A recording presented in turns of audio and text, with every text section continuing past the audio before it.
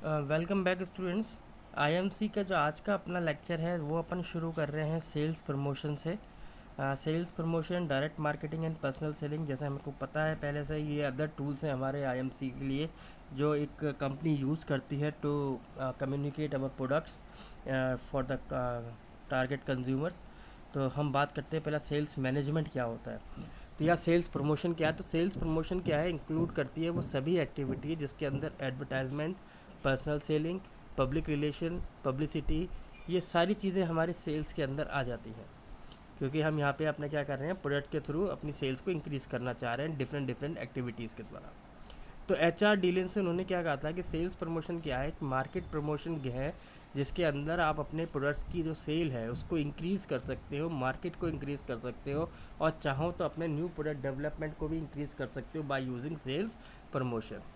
अगर हम एएमए की बात करें कि other than personal selling, advertisement, publicity जो कंज्यूमर्स को सबसे ज़्यादा स्टिमुलेट करती है टू बाय अ प्रोडक्ट, और डीलर्स की इफ़ेक्टिवनेस, जैसे उसके डीलर शो, उसका एग्जीबिशन, डिमॉन्स्ट्रेशन, तो वो सबसे ज़्यादा आता है आपका सेल्स प्रमोशन में। तो जो ये आपका वर्ड है प्रमोशन, ये हुआ था लैटिन वर्ड प्रोमोवियर से।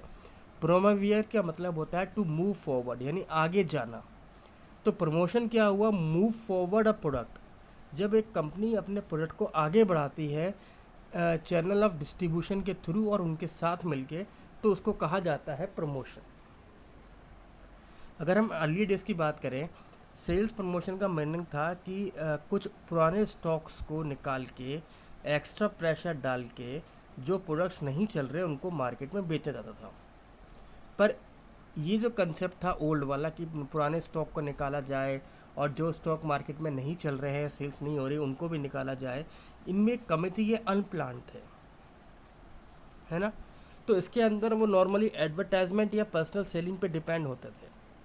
बट सेल्स प्रमोशन क्या है, ये कंसेप्ट है आपका मॉडर्न मार्केटिंग का, जिसके अंदर सेल्स को इंक्रीज़ की जाती है थ्रू प्रॉपर सेल्स और फ्यूचर एक्सपेंशन को ध्यान में रखते हुए। तो इसका प्राइमरी ऑब्जेक्टिव जो होता है वो होता है सेल्स प्रमोशन का, कि आप अपने बायर को अट्रैक्ट करते हैं टू बाय अ प्रोडक्ट, और जिस जगह पे वो खरीदने आ रहा है वहाँ पे आप उसको अदर और थिंग्स सेल आउट करने की कोशिश करते हैं।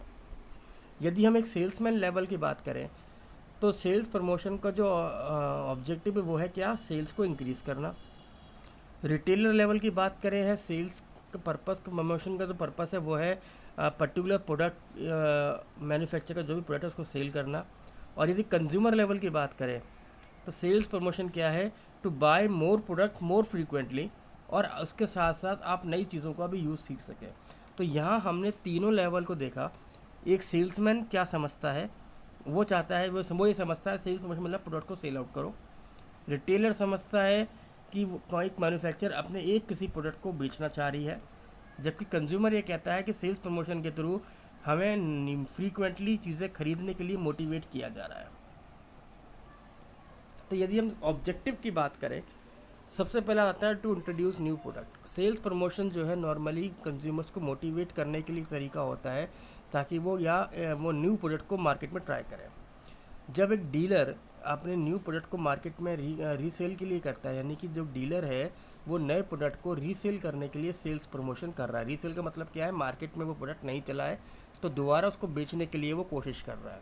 तो इसके लिए वो नॉर्मली फ्री सैम्पल्स यूज़ करता है, डिस्काउंट देता है, बल्क खरीदने पे अलग डिस्काउंट है उसके लिए। दूसरा ऑब्जेक्टिव है to attract new customers. Sales promotion जो है आपके कस्टमर्स को अट्रैक्ट करने का भी एक ज़रिया है, क्योंकि ये आपके अदर फर्म्स को भी क्या करता है, अवेयर करता है, उनको जानने की कोशिश करता है। जो उसके अंदर कस्टमर को वो सैंपल देता है, गिफ्ट कूपन देता है, प्राइस देता है, और कस्टमर को ट्राई करता है मोटिवेट करते हुए कि आप मेरे नई प्रोडक्ट्स को यूज़ करिए, ख़रीदिए, क्योंकि मैं आपको क्या दे रहा हूँ, सैंपल दे रहा हूँ और आपको अट्रैक्ट करने की कोशिश कर रहा हूँ। थर्ड ऑब्जेक्टिव जो आता है वो आता है to induce the present customers to repeat purchase more.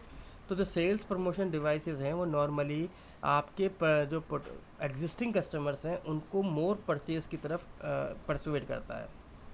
तो जो प्रोडक्ट डेवलपमेंट है, offering 3 products at the cost of 2, यदि आपको 2 की कीमत पे 3 प्रोडक्ट खरीदने का मौका मिलता है, तो ये आपके कस्टमर्स को मोटिवेट करता है टू बाय।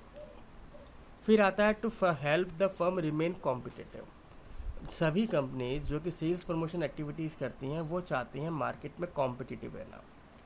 कॉम्पिटिटिव है कि हर एक पर्सन अपने आप को थोड़ा सा सुपीरियर दिखाने की कोशिश कर रहा है। इसी वजह से वो क्या कर रहा है, तो वो प्रमोशन एक्टिविटीज़ कर रहा है क्योंकि वो दूसरे कंपनी से अपने आप को सुपीरियर शो कर रहा है। देन जो ऑफ सीज़न है उसमें अपनी सेल्स को कंटिन्यू रखना, कस्टमर को उस कंपनी के बारे में याद दिलाए रखना। जैसे हमने देखा कि सीजनल डिमांड जैसे पंखों की, रेफ्रिजरेटर्स की, ये जब हम देखते हैं ऑफ सीज़न आता है, यानी थोड़ा सा गर्मियाँ हटती हैं और सर्दियाँ शुरू होती हैं, उस सीज़न के अंदर इन पे डिस्काउंट चालू हो जाता है। तो ये किस लिए है, ताकि कस्टमर जो है उस सीज़न में भी क्या करे, आपके प्रोडक्ट्स को परचेज़ करता रहे। फिर एक ऑब्जेक्टिव आता है डीलर्स की तरफ से कि वो अपने ओल्ड स्टॉक को निकालें। देखिए जो डीलर्स और रिटेलर्स होते हैं, होलसेलर्स, ये कई सारी कंपनीज़ के प्रोडक्ट्स को अपने पास रखते हैं, उनको परचेज़ करते हैं ताकि वो उनको बेचें। तो सेल्स प्रमोशन के थ्रू डीलर और रिटेलर ये सोचते हैं कि हम ऐसे कई प्रोडक्ट जो मार्केट में अभी नहीं बिके हैं उनको हम क्या करें, क्लियर करें और मार्केट में उनके सेल करके अपना प्रॉफिट अर्न कर सकें। देन आता है आपका टू इंक्रीज लॉयल्टी। लॉयल्टी भी क्या है नॉर्मली कि कंपनीज कई बार देखती है कि अगर कस्टमर जो है आपकी कंपनी को छोड़ के अदर कंपनीज की तरफ स्विच हो रहा है तो सेल्स प्रमोशन के थ्रू वापस उनको अपनी तरफ रोकने की कोशिश करती हैं, थ्रू डिस्काउंट और through free samples, through gifts and etcetera. तो सेल्स प्रमोशन की एक्सरसाइज अगर हम देखें तो सेल्स प्रमोशन के अंदर अभी हम और बात करेंगे एक्सरसाइज, पहले अभी हम एक्सरसाइज की बात कर रहे हैं। तो इसके अंदर कई सारी एक्सरसाइज होती हैं लॉयल्टी के लिए, जैसे हम long term collectors promotions where a wide range of merchandise branded with product और सर्विस कैन बी कलेक्टेड। तो हम लॉयल्टी में क्या करते हैं, लंबे समय तक अपने उन कस्टमर्स के लिए रखते हैं जो आपके प्रोडक्ट को परचेज़ करते आ रहे हैं।